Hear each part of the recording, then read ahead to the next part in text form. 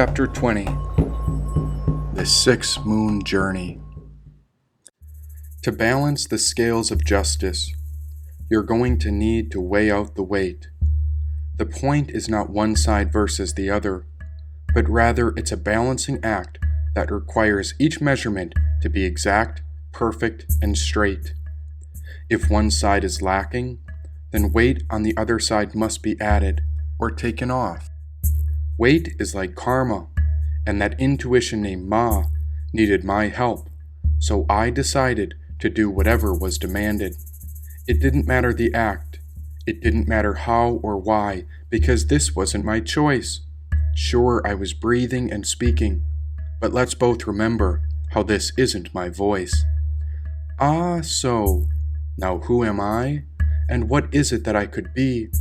I'm not who you think I am, and I know that with certainty. I'm running on auto, like an automatic generator. Now that I've aged into my 30s, I'm approaching a peak of performance, and this entire form is like a vehicle around a complex motor. The body runs on fuel. Now what will we feed it? It needs to be recharged with sleep, otherwise we won't make it. Sunlight makes us thrive, and no matter what we try, every vehicle has an end-of-life cycle. And even the most hardy train, plane, or automobile must die. I too will go, because I know this isn't my life. I'm just automatic energy that is an experiment between two sides called dark and light. So, I take a deep breath, and there my shoulders relax and let go. Then I take a moment to release my clenched jaw. I may not be who you think I am, but I am one for all. You may call me by a name, but that name isn't who I am. Why, I'm living to die, so certainly this wasn't my plan. If it were really up to you and me, then none of us would die. Why, all the crime in the world would cease, because all of us know that peace is what makes us thrive. But peace isn't present, then something has gone awry in the here and now. It's as if the perfection of this world was buried, and the truth was disallowed. Oh, how truth cannot be claimed. It simply is. And death reminds every man and woman that life alone decides how long we will live. If you were in charge of it all, then surely you'd have it figured out. Of course, the ego will convince you that you know the answers, since you alone have it all figured out, judging every moment, accepting and rejecting what is right from wrong. But who is the judge? Who decides who will perish and who still belongs? And which revolution is this? Is it a color, creed, or belief? Tell me who's against who, so my mind can look ahead to manage this grief. Oh, the ego wants control. It always wants to know. And so that's why I take a deep breath in and remind myself, so what if I make it? So what if I die? So it's not up to me, but still I've got to give this thing called life an honest try. You see, I'm like an antenna, sending out signals and signs. But if you truly knew what I was thinking, then you'd feel how often I'm panicking as if my senses have gone blind. That's when I use methods like breathing, yoga, meditation, and sometimes a toke of smoke. We're always navigating tremendous energy, and now I realize the spiritual center tries so hard to wake us up with a little jolt. See, I need reminders, otherwise I forget how it is. Then I get sucked into the material machine that consumes the world unconsciously. And if I can wake up in the moment, then I can redefine how I live. That's when my antenna really turns on. The body I'm driving goes from automatic to awake. It's not that I'm better or worse than any other being, but the gears in my mental, emotional, and inner layers change states. Rather than just receive information from the outer world, I remember how I emit certain energies and frequencies too. As this is a sort of invisible electricity, this heightened awareness is a great breakthrough. Meditation is the training to remind us to come back to reality as it truly is. Yoga is the practice to find union with the spiritual soul. When we optimize the body, mind, emotions, and spirit, we realize our innate self, which is the Atman, or a spiritual source that is fully whole. Nothing missing here, and so this means we're all complete. You are a spiritual being, and this means your spirit soul will not ever die, be killed, or succumb to defeat. Now what about this sea? It's still something quite mysterious to me. Abundant with energy and waves, and it seems to descend so low that I could never understand how far it goes deep. In the land, the forest and mountains reveal who I am, but the sea seems to be connected to my feelings. That's when I reached into the medicine man's pouch and found a golden chalice, when I realized this sea was connected to healing. But this chalice, now how did this cup get in here? What sort of magic was within this medicine bag, and how on earth did this cup arrive right here? I suppose it was not for me to decide, since this was not about me. But still I was awfully curious about these waters, and so I admit that I lowered myself in reverence and bowed to the sea. Now why was I bowing? And to whom was I bowing to? I couldn't quite explain it, but I felt the force of life within the entire ocean, and so I called her Blue. Blue was mysterious, because she never said a word, but I heard her waves crashing each and every night. Then I'd meditate with the moon when the waters would surge. Why, something magnificent happened, and there the tide would rise and lower every night. Magic before my eyes. Now this was a miracle of life. Something so simple, but I almost missed it with my eyes. And you'll never believe what I saw when the sun went down. There were millions of stars illuminated in the sky. Oh, I cried and I cried and I cried as tears ran out. But these were not tears of sorrow or pain. The healing was so deep that the sky started to rain. Could the universe reciprocate a shaman? And is that why a shaman lives in synchronicity to nature? The ocean blue never said one word, but still I continued to bow to observe her. I knew I had been asleep, and now I realized that the world was not quite awake. I often felt immense sorrow through each day, because I didn't know what I could do to help our fate. Like a sloth or slug, some days I could barely move, but if only I could make it to the coastline every day, then I would bow to the ocean blue. That was my goal when I lived on the Oak Island. That's when I got lost on Folly. Why the coast of these lowlands was so mysterious, I began to treat my inner voice as if every sentence was a personal statement on an oceanic diary. If the ocean is so vast, then how many millions of years have the waves been glistening?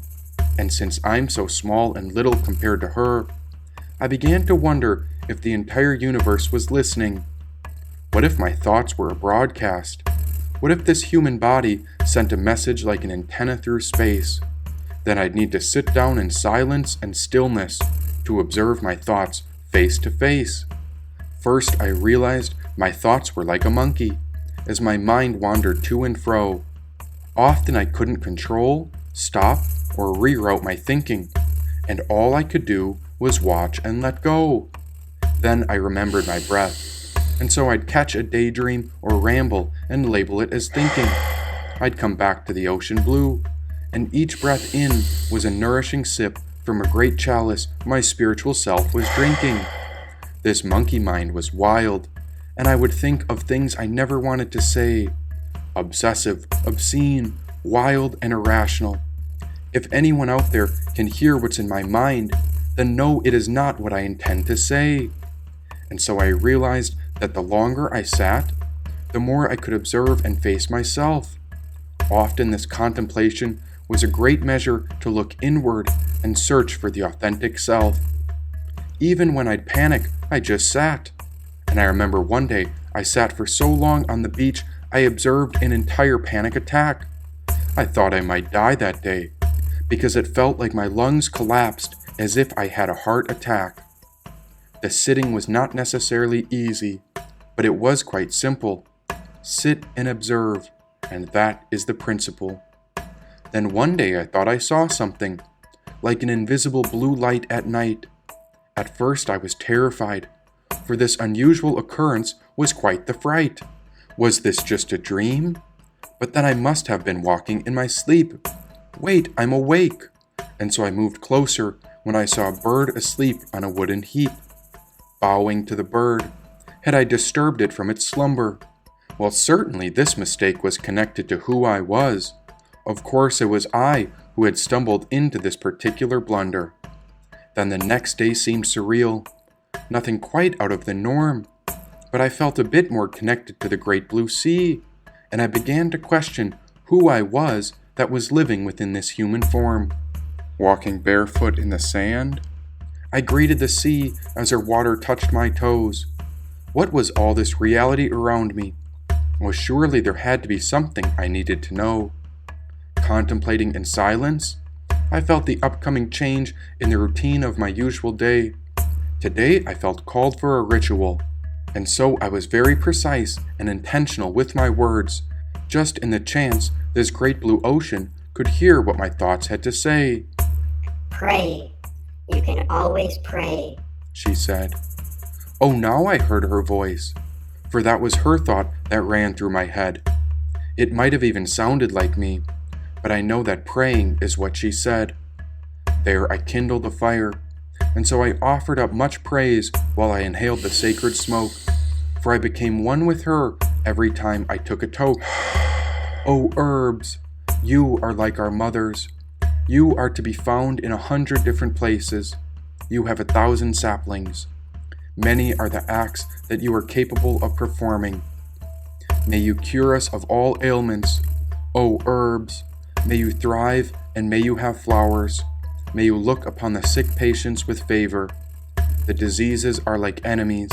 May you invade them like horses attacking foes. You free us from illness.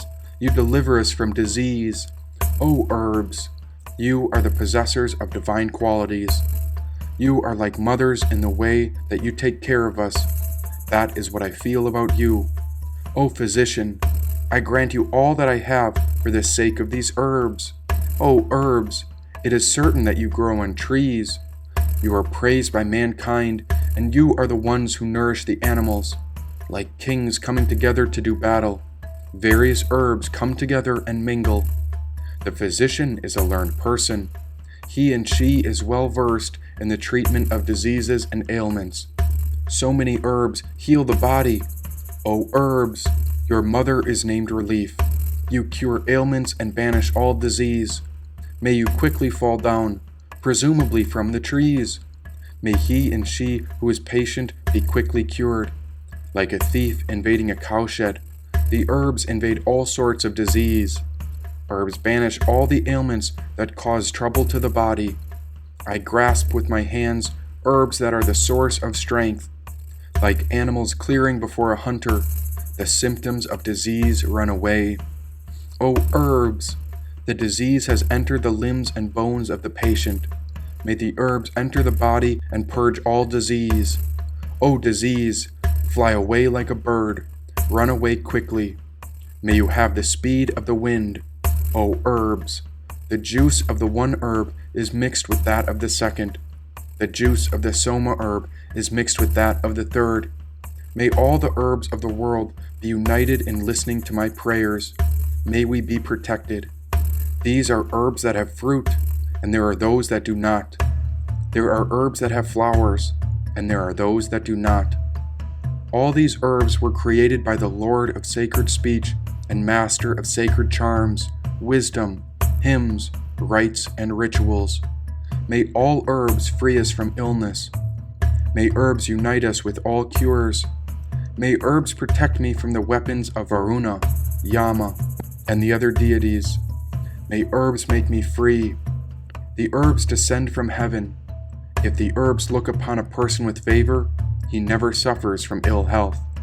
Soma is the king of herbs. Soma is blessed with many qualities. O Soma, you are the best of the herbs. May you fulfill our desires. and may you bring happiness into our lives. The herbs are to be found on earth, and Soma is their chief. You are the creator of the herbs, so that they may cure patients. O herbs, the one who digs you out of the ground, may he not be destroyed. I dig you out from the ground for the sake of the patient. May the patient not be destroyed. May all two-legged and four-legged creatures be free from disease. May our mothers, our fathers, our brothers, our sisters, our friends, our neighbors, and our animals all be free from disease. The herbs which are far away will listen to these prayers. The herbs which are near will also listen to these prayers. All the herbs will combine to make the diseased body healthy again. The physician uses the herbs for treatment. Soma is the king of herbs. The other herbs propose to Soma that the patient may be cured. May the danger of disease be removed. O herbs, you are the best of all the cures. You are superior to all other trees. There are those who wish to destroy us. May such foes become our servants. This was not just a prayer, but my life became a great ritual. There it seemed like 6 full moons came and went on the ocean shore when this ritual turned habitual. I found a plank of wood, nothing special about it, and there I would stand on my tiptoes and put my hands together in prayer, while I would try to maintain my balance upon it. I didn't know what I was doing, for this was not me. I was in awe of the magic of the universe, and I prayed to the woman deep within the great blue sea, Mother Mary. Oh, she was it, and she was free. Goddess of the ocean, to you I surrender my great destiny. Take everything from me. I want to give it all back to you. You are ever-flowing, abundant, and the source of life. You are eternal and blue. Oh, blue, now what would I do without you? True forever, through and through. No matter what we've done, no matter how the world betrays you, Goddess of the ocean, I bow to blue.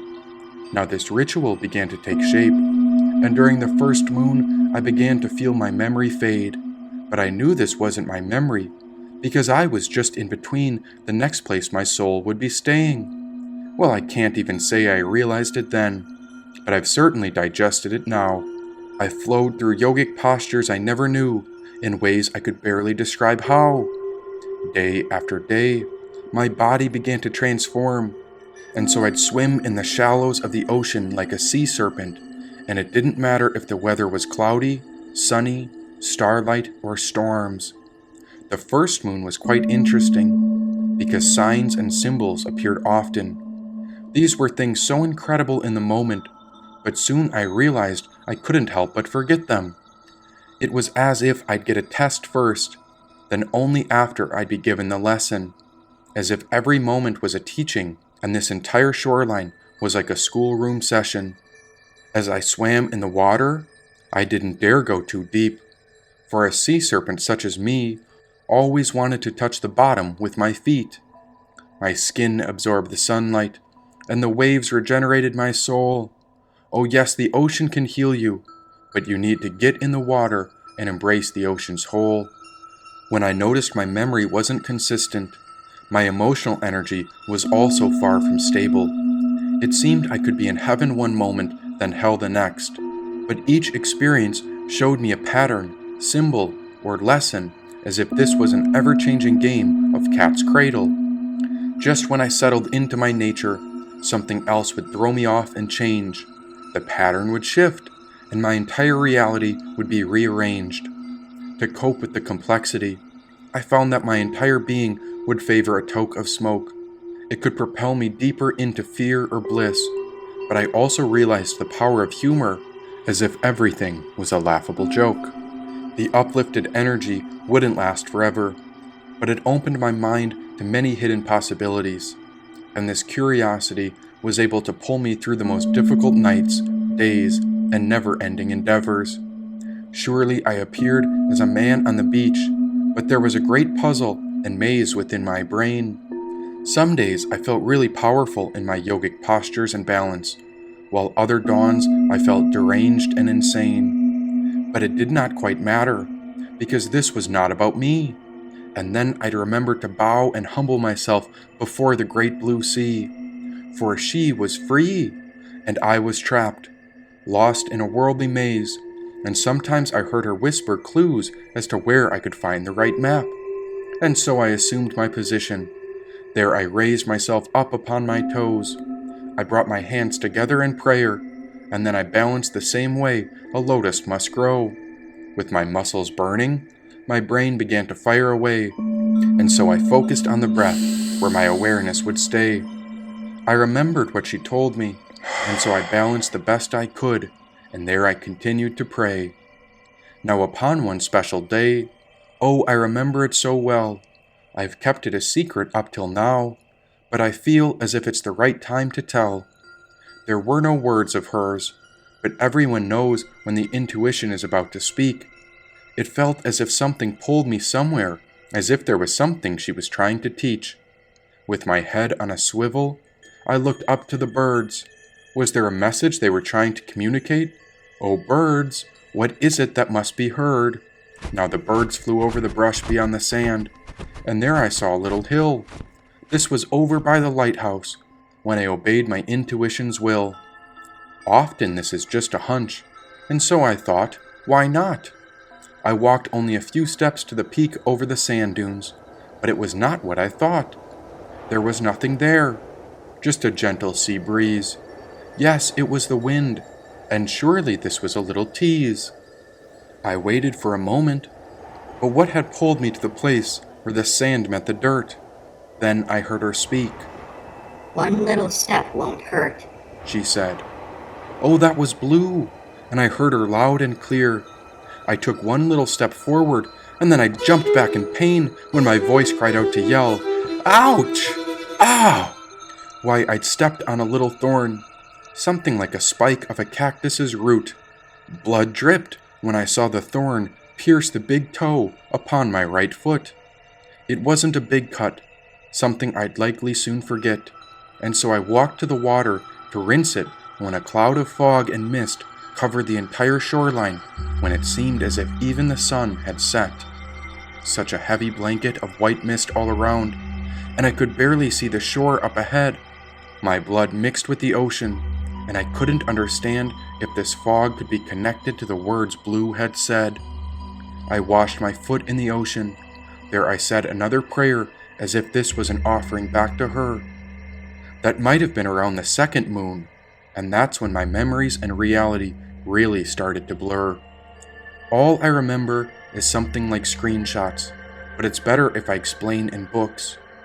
For there were things happening, as if I was a little fish and now I'd been hooked. Wherever I went, there were synchronicities I could not escape. There I began to consider that someone or something was out there, and they were listening to my mind or even controlling my fate. I knew it was getting strange when I found a white bowl. I filled it with water and listened inward to my soul. I reached in the pouch of the black poncho, for this was the medicine bag. My fingers felt something, and so there was a golden book my fingers snagged. How had it gotten here? Its cover was a golden material with an 8-pointed star. The lines were ever connected and never ending, and my finger traced this line that went infinitely far. There I read the title on the side of the book, because I knew something very powerful was within. The title held 2 words, sorcery and gin. I opened the book to whatever page the wind wanted, and there it opened to page 28. I began to read that if anyone wants to perform this mandala by themselves, they'd need a white dish. It was so surreal to have gathered the bowl before I found the book, and that's when I knew I was on to something great. Now the ritual said I would speak to, and once noted, I saw something like black smoke rise before my eyes, as if something covered my distant vision for a moment. I swear I saw a certain grayish smoke rise. This ritual was about such and such theft, and I asked him about the stolen goods and the location of such and such treasure. I inquired if the buried goods were present or not, and the whereabouts of the works of this magic.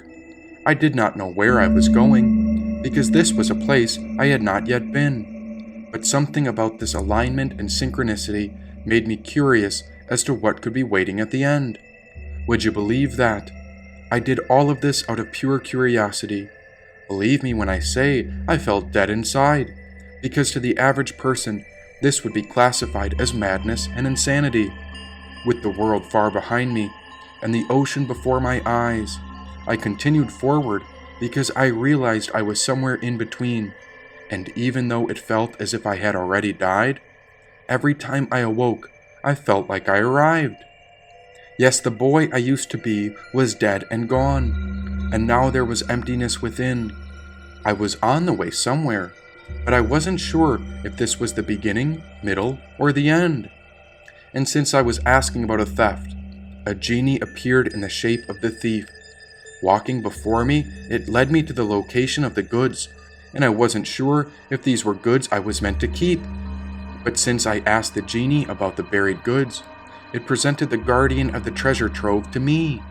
Now the guardian addressed me while I faced forward to the sea, and so I asked him, "O guardian, what are your conditions if I want to take this treasure and these buried goods?"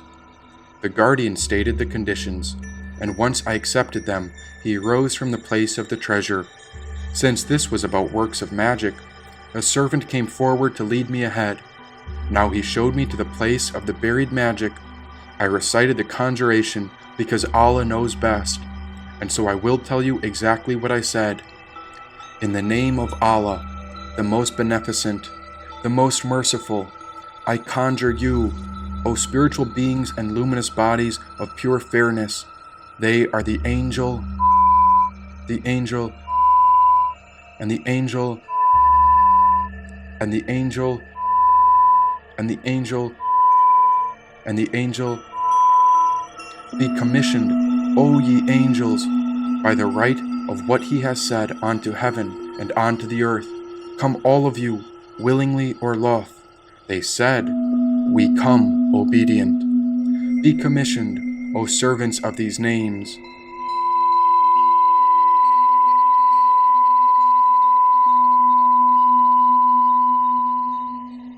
Come, O servants, to my abode and inform me of what I am asking you. And lo, that verily is a tremendous oath, if ye but knew. After I wrote the seal in the dish, from which I had found in the book, there might be things others wished to be said, as many could judge or condemn the treasure I took. All that can be said is the fortune was not wealth or fame. It had nothing to do with me individually or my own name. The treasure was a fortune. It was a boon dedicated so that all beings could grow. That treasure is coming forth, and it is something that all will know. After the second moon, my memory gave way. All I seemed to care about was getting to the ocean, swimming with the sea serpents, and watching the rising sun of each day. I'd balance and train the mind. Often I was lost in mad delusions, overwhelmed, experiencing layers of death, somewhere between deaf, dumb, and blind. Now the yogic postures became automatic, and so it seemed as if there was something training me. Why, I was a servant to the experience, but all that mattered was that I was ever close to the great blue sea. Maybe it was the third moon, or maybe this was the fourth. But soon I began to see that this painful suffering prepared me for a great rebirth. Day after day, night by night, I'd toke that smoke and dissolve into contemplation, where I'd find tremendous wisdom and insight. I didn't know who had said it, or where it was coming from, and I couldn't remember or claim any of it, but rather I observed it in passing as if this in-between state left my spiritual center in repair or numb. I was most definitely dying. Every day I would empty myself into the bottom of each breath. Some days I'd smoke under the burning sun and welcome the onset of each death. Something was passing away, but it had not quite come time for the new. As far as I was concerned, I didn't know who I was, but at least the experience always grew. By the fifth and sixth moon, I began to feel oddly powerful, but yet I felt as if I had no soul. I was completely on fire inside. and somehow this burning hell burned me into the ash left over from charcoal. There I would dissolve, and something else would give way. I began to wonder if this was a great weight I was releasing, or maybe this was punishment I had to pay. If anyone saw me on the beach, they'd see me there in black, but I reflected a blue energy like a crystal clear mirror. I could see without bias, and so this Vajra energy was always reflected back, crystal clear. When people manifest the wisdom aspect of Vajra, they are clear-minded with an intellectual brilliance, sharpness, and precision. They maintain a perspective full of integrity and insight. Now I cannot say I was clear or brilliant, but rather that's what I saw within the great blue sea. For who am I? This body is not me. Rather, I was the ocean sea serpent, always swimming about, as patient as I could be to the unfolding plan, and whenever I entered the water, it felt like home, and so I did not want to get out. More and more, I became intertwined with the ocean, and I knew she was listening to me. I would pray, bow, breathe, meditate, contemplate, and complete my yogic postures, when upon the 6th moon, I heard specific words that she had come to say. "It's come back for you," she said. "Blue, was that you?" Of course it was her, and of course I was nearing completion. Now only after I finished the 6th moon ritual did I come across the real lesson. I reached into the black pouch, and that medicine bag went oh so deep. There I found another book waiting, which I had come to keep. This was the sacred magic of Abramelin the Mage, and there he outlined the 6-month process. Why, this was the one I just finished, and it seemed I'd lost my mind in the process. But I was not the mind, and so I sat deep within as a witness to it all. Even though my life was in complete chaos to society, I had gone so deep within that I had found the ocean's call. This book explained about the first 2 months, and the bedchamber and the oratory. It explained the principal business, and everything was written as a past expression of my 6-month journey. Holy books and all, the medicine bag provided everything I would need. Selfish and ego-driven individuals beware. The ritual will destroy you if your intention is based from self-centeredness or greed. As the book went into the next set of moons, it focused on prolonging prayer with devotion, affection, and submission, humbly asking God to command the holy angels in the true way's wisdom, knowledge, and direction. By uniting with the moons, sacred writing will arise more and more, and so I too had collected all of this and compiled it into stories, unaware of what it all could be meant for. The whole process was based around solitude, up until the 6 moons destined that the operation be fulfilled. Meanwhile, I had no understanding of any of this as it was happening, but there was a certain determination that was instilled. Somewhere between the 3rd and 6th moon, I remember asking the ocean the most sincere question when I felt my soul utterly disparaged. There was no response with words, but there I felt the intuition speak of a sacred marriage. Reaching into the medicine man's bag, I found a tarot deck of Native American cards. Then I created a fire before I began to inhale the scent of the mysterious burning herbs. In deep contemplation, I wondered about the feeling where I had just been, and then I asked the deck, "What lives within?" There I saw her on the top card, but she was not blue the way the ocean was made. This was a matriarch. She was the matriarch of blades. Once upon a time, I went to that place where no one likes to go, inward all the way, and there I found a feathered serpent with wings, many heads, all wearing crowns, as she came out of the sea the same way the ocean flows. Seated in the silence, I spoke to the feathered serpent and said, "Ah, so." She came forward to greet me, and there she drew a number in the sand. The number was 666, for this was the number of a great, brave, and courageous man.